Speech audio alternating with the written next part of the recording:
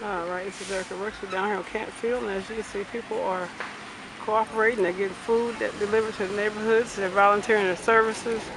And this is a great day. Today is August the 23rd, 2014, and Ferguson is healing.